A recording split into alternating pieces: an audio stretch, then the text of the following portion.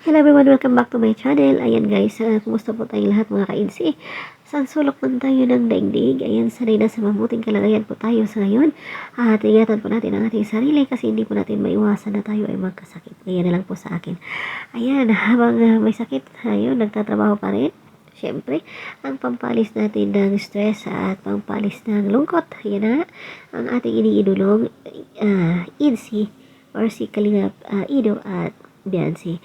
Habang tayo naghihintay sa part 24 na medyo matagal-tagal, wala pa rin. Ayan, inaantay pa rin natin. At habang inaantay natin, ay binabalik-balikan po natin panoorin ang mga nagkaraang episode.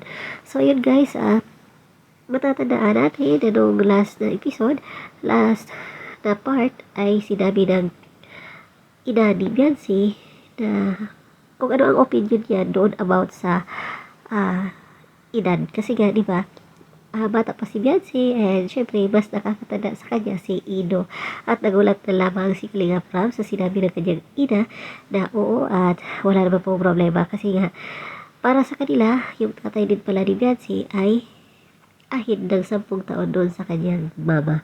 So ayan, it doesn't matter nga, ika nga.